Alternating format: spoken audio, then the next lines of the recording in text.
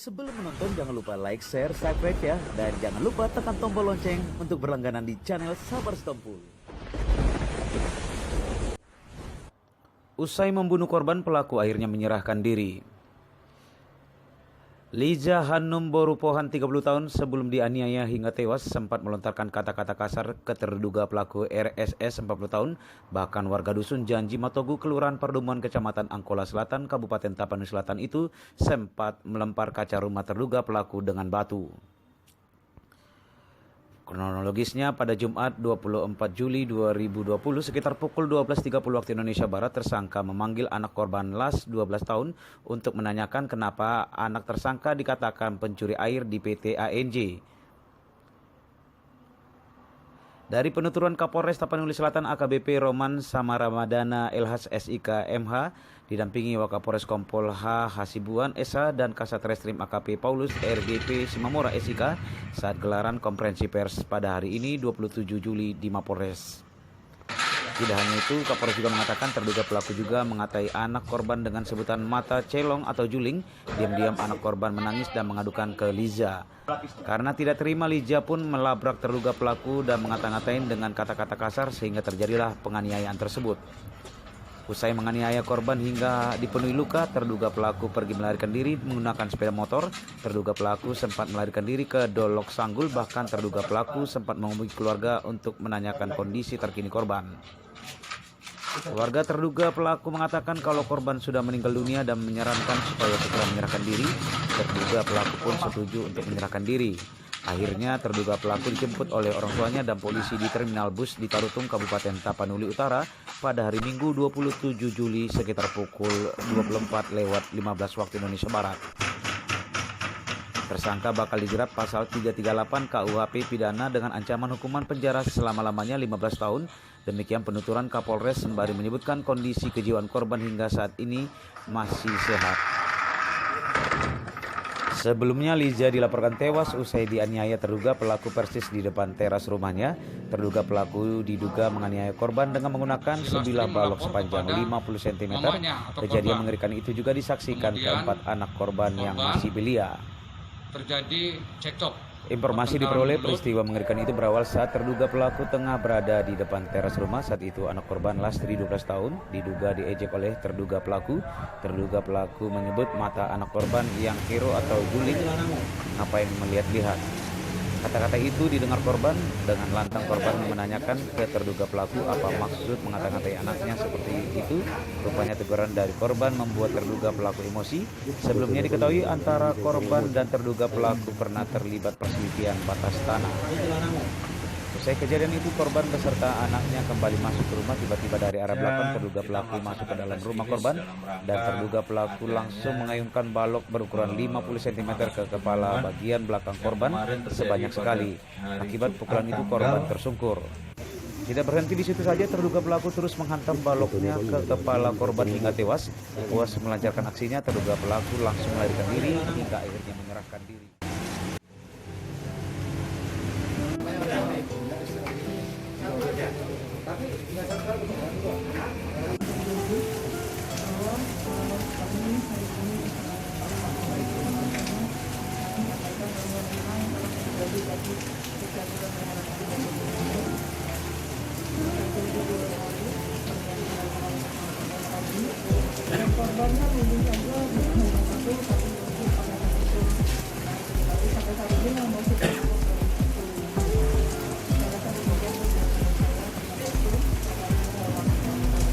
Assalamualaikum warahmatullahi wabarakatuh. Shalom, selamat sore dan salam sejahtera bagi kita sekalian. Yang saya hormati Pak Wakapolres, Ibu Tio Rasmi dari Dinas Pemberdayaan Perempuan dan Anak Kabupaten Tapanuli Selatan, Kasat Reskrim, Kasih Propam, rekan-rekan yang hadir di sini, serta rekan-rekan wartawan se-Kabupaten Tapanuli Selatan. Hari ini sengaja kita melaksanakan press release dalam rangka adanya pengungkapan kasus terhadap yang pertama kasus pembunuhan yang kemarin terjadi pada hari Jumat tanggal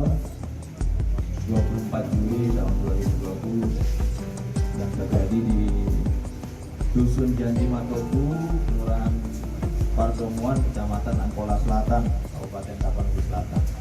Dan yang kedua adalah kasus pencabulan terhadap anak di bawah umur yang terjadi di Kecamatan Batang Angkola, yaitu pada tanggal 11 Juli 2020 dan tanggal 25 Juli 2020. Jadi untuk yang pertama adalah tersangka masalah kasus 338 atau pembunuhan yang terjadi di Kecamatan Angkola Selatan.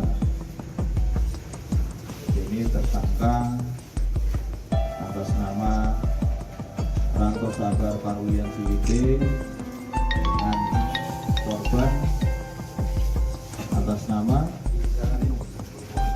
Riza Hanum Baruko. Kemudian yang sebelahnya adalah ini tersangka pembunuhan yang ini, dan sebelahnya yang Bapak agak sini.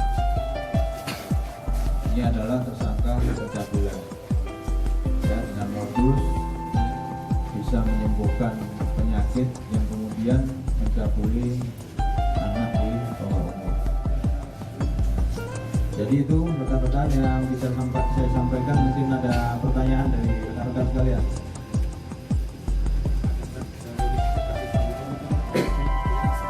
Kronologis kasus pembunuhan di mana pada hari Jumat sekira pukul 11 siang diawali dari tersangka ini memanggil anak daripada korban untuk menanyakan kenapa anaknya tersangka ini dikatakan mencuri air di PT apa itu AIJ ya.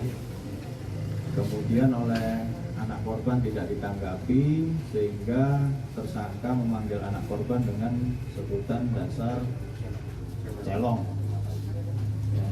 Kok celong katanya gitu.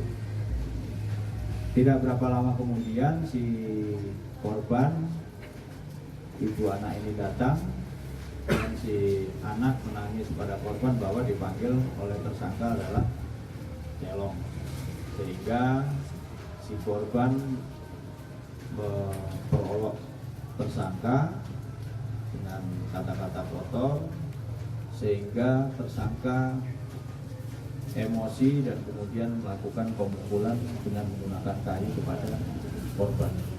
Itulah kronologis terhadap terjadinya pembunuhan di Kecamatan Angkola Selatan ini. Untuk tersangka memang setelah melakukan pembunuhan dia melarikan diri, yang pertama ke Dolong Sanggul, kemudian terakhir di Tapanuli Utara di Tarutung, baru kemudian karena dicari oleh penyidik sehingga tersangka menyerahkan diri di Tarutung. Kemudian kami jemput di sana.